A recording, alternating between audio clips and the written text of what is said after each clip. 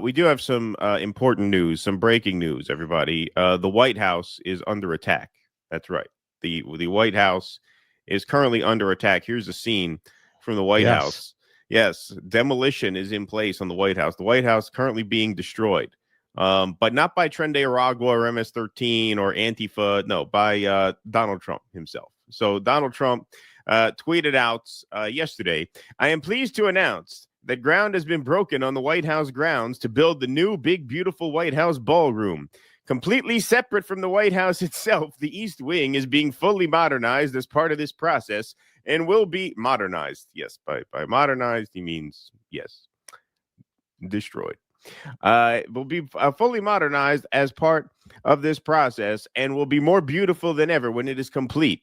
For more than 150 years, every president has dreamt about having a ballroom at the White House to accommodate the world's wealthiest pedophiles for lavish dinners. Oh, no, wait, that's not what it says. Sorry, I got ahead of myself there. It's we have to be fair here. We have to be accurate. For more than 150 years, every president has dreamt about having a ballroom at the White House to accommodate people, that's it, for grand parties, state visits, etc. I am honored to be the first president to finally get this much needed project underway with zero cost to the American taxpayer. That's right. This is being done, supposedly at least, if we're to take them at their word, at no cost to the taxpayer. It's being funded by the big tech companies that have cozied up to Donald Trump. See, so that's much less corrupt than if it were funded by taxpayers, right? Funded by Google, by Palantir, right? By our friends, our business leaders, so to speak. Yes. Yes. The White House ballroom is being privately funded by many generous patriots, great American companies, and yours truly. This ballroom will be happily used for generations to come. President Donald J. Trump. And here's the Washington Post write-up. White House begins demolishing East Wing facade to build Trump's ballroom. Demolition crews on Monday began tearing down part of the White House to build President Donald Trump's long-desired ballroom, despite his pledge that construction of the $250 million addition wouldn't interfere with the existing building. Construction teams were demolishing a portion of the East Wing with a backhoe ripping through the structure, according to a photo shared with the Washington Post and two people who witnessed the activity and spoke on the condition of anonymity to describe it. A cluster of people, including members of the Secret Service, stood on the steps of the Treasury Department to watch the construction unfold, said one of the people. Sounds of construction were also audible on the White House campus, although the project was not easily visible to the public, given fencing on the grounds. Trump acknowledged the project in remarks Monday afternoon in the White House's East Room, gesturing to the wall behind him. And the Washington Post has some of that press conference here. They put together this little video summation of what's going on. We're building a ballroom. They've wanted a ballroom for 150 years, and I'm giving that honor to this wonderful place. I think we should do it. This was the ballroom.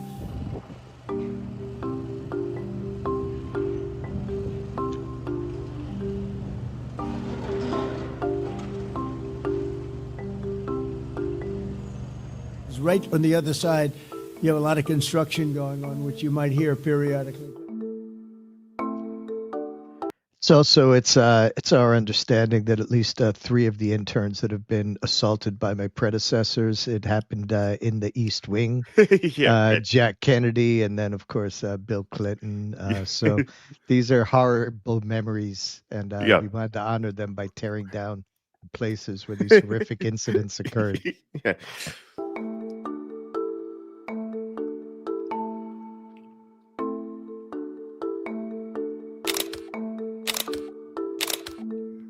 We're going to have, we'll have the most beautiful ballroom in the country.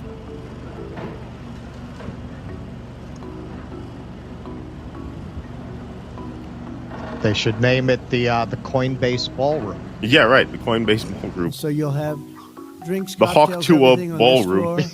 And then they'll say, "Welcome to dinner." You walk into the ballroom, and you're going to see a ballroom the likes of which I don't think it'll be topped. It'll be the finest. So it's going to be a lot of fun.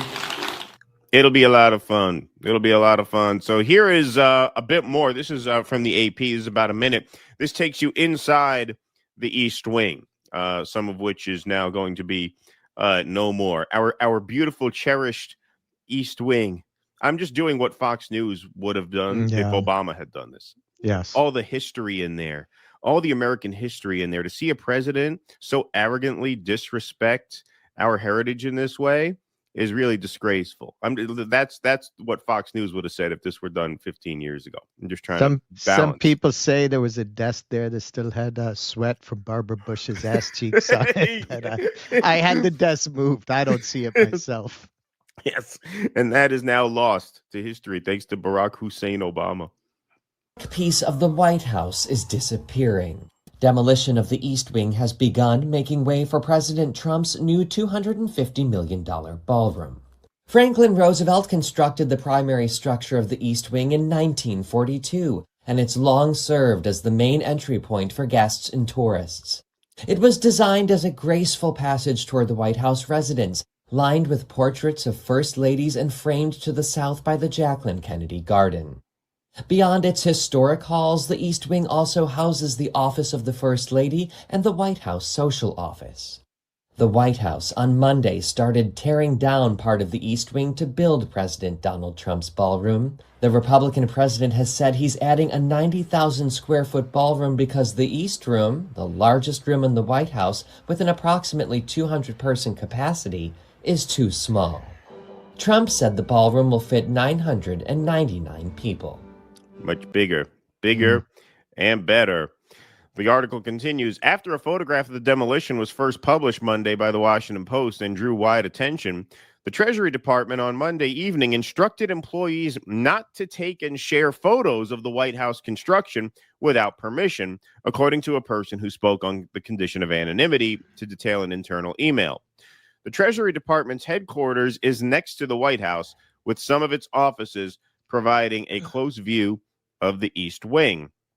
Trump has long touted his plans for the 90,000 square foot structure that would nearly double the footprint of the main building and its east and west wings. He had also suggested that the construction would not affect the existing White House. That's right. So here he is in July saying this won't interfere with the current building, which is one of my favorite places in the world. With the current building, it won't interfere with the current building. It'll be near it, but not touching it. And pays total respect to the existing building, which I'm the biggest fan of. It's my favorite place. I love it. I love it. I love it. That's where they double teamed Marilyn, the Kennedy boys. Yeah, exactly. Bobby told me some stories. Yes, he just wants to make sure he can still do blow in the bathroom. That was his concern. And so that's how it started. And this is, of course, how it's going. This is some video from the demolition there. Promises made, promises kept. A White House official speaking on the condition of anonymity to describe construction on the ballroom confirmed that the demolition process on the East Wing began Monday. Other parts of the project, such as efforts to preserve objects of historical value, have been underway for several weeks, the official said. Officials declined to provide an explanation for Trump's earlier comments that the new construction would not interfere with the existing building. Well, kind of understand why they would not provide an explanation for that. Officials have separately said that the ballroom would replace the East Wing, noting that the many changes made to that structure long before Trump's presidency. So all that beautiful history gone. The East Wing was constructed in 1902 and has been renovated and changed many times, with a second story added in 1942, the White House said in July. So blow me, they added. Trump last week also touted his planned ballroom during a dinner with executives from tech, finance, and defense industries, telling them that the project was fully financed after receiving donations as large as $25 million from dozens of companies, including Apple, Amazon, Lockheed Martin, and yes, Coinbase, as Russell said earlier. Amazon founder Jeff Bezos owns the Washington Post, full disclosure. Yes, thank you for reminding us of that. Trump hosted that dinner in the East Room, currently the largest room in the White House, a frequent frustration for the president, who has insisted that the building needs a bigger venue to host large groups of VIPs. Yeah, nothing says public service like a VIP room at the White House. You understand? This is supposed to be a public service job. You're supposed to have VIPs at the White House. He also has said he repeatedly offered to construct a ballroom, but officials in the Obama and Biden administrations turned him down. So Isaiah Martin observes, if Obama had demolished parts of the White House like this, Fox News would have declared World War III. Yeah, I have to think you're right about that. Now, of course. Well, you know, we still haven't seen his birth certificate, and it's not surprising someone from Kenya might not respect that history. We don't know that for sure. Yeah, exactly. But it may be that he's Kenyan. This is evidence to me. Yeah, exactly. But of course, you know, the Chud accounts were very, very quick to provide history lessons at all of the previous alterations of the White House. Teddy Roosevelt built the West Wing. Taft made the executive office oval. FDR added the entire East Wing and included an indoor pool for himself. Truman gutted the entire White House. Nixon added a bowling alley. Obama added a basketball court. Yes, very quick to point out all of those things. Diddy says Harry Truman ordered the interior of the White House to be gutted and rebuilt from 1948 to 1952 because decades of poor construction and piecemeal renovations had left the building on the verge of collapse. Engineers declared the structure unsafe for occupancy after a series of alarming incidents showed its dangerous state. The rest were additions, not subtractions. You can't even math. Yeah, that is a good point. Teddy Roosevelt added the West Wing to sort of separate the staff from his family, like a designated workspace. FDR added the swimming pool for physical therapy because he had polio. Nixon put the bowling alley in the basement, so it didn't involve tearing down any of the existing structures. And of course, Barack Obama did not build a basketball court, which is news to Politics Matter. Where was your outrage at the construction of a basketball court at the White House under Obama, which American taxpayers were forced to fund? Meanwhile, you were outraged at a ballroom paid for by donors instead of taxpayers. That's just weird. And Jackson Tweeten says, you can see from this picture that Obama's basketball court is virtually the same thing as tearing down the White House. Notice, what is that basketball court on? It's on a tennis court. So what they did was they put basketball hoops at the tennis court. So they basically converted the tennis court into a basketball court, which costs whatever it costs to put up a couple of basketball hoops. And I would argue that actually the fact that this is being paid for by large oligarchic tech companies is actually more dangerous to the democratic fabric than if it were funded by taxpayers. So the idea, taxpayers aren't paying for it, Amazon is. Well, isn't that worse if you have a brain? Like, if you have a functioning brain, don't you think people, large heads of these giant tech companies who are, you know, paying to basically sponsor a section of the White House, don't you think that's a worse statement than if it were taxpayer funded? And yeah, there's the Obama basketball court at the White House, quote unquote. Until Venus and Serena, black people did not play tennis. Yeah, right, exactly. You know, look, this is a story that I don't particularly care about because I'm not attached to like American mythology in this way. So, you know, I look at it and I think whatever. At the construction of the ballroom itself, I think it is troubling that, like, you know, what is it? Northrop Grumman or whoever, Lockheed Martin, you know, could like potentially have a plaque there as a donor. Like, that part of it is obviously troubling. As for the alteration of the White House, look, I'm just not jingoistic in that way that I get really attached to these kinds of symbols. But I know the conservative base is, and I know that had Barack Obama overseen the demolition of the East Wing, this would have been Fox News outrage porn for months on end. Months, if not years. Literally months. Yeah. They never would have stopped talking about it. They never would have been an issue in the next presidential campaign, even if he wasn't running. Yeah, they would have made that. You can't trust Democrats with America. They don't even respect the White House. Yeah. They don't respect America's house. Yeah, no, I mean, those people are completely ridiculous in terms of the principle of the thing. I agree with, okay, I am somebody who loves historic buildings from ruins on through to, you know, places like Monticello. I really appreciate that. So to me, yes, I can't imagine that they couldn't extend this without destroying a structure that was already there. I think that that's probably what they should have done. But the greater issue here is it's yet another example of the NASCARization of America. Right. And you can see it everywhere. You can even see it. It's not my thing, but you're into sports. You know, man, when I was a kid, it was Shea Stadium, Right. right? It was Shea Stadium. It was named for a local luminary. It was local. It was connected to the community that the stadium was in. Citi Field conveys a very different meaning. Right. Over the last couple of years, I've traveled around the country a lot. And when I travel, I go to museums. And when I've gone to museums of technology, of industry, you have a very popular one outside of Chicago. I forget what the name of it is. But you could see the space program, man. Space program is all about the public investment in the space program. And then as you go, it becomes all private. It becomes all SpaceX. It becomes all, this is donated by Elon Musk, Right. Whereas the other stuff is coming out of NASA.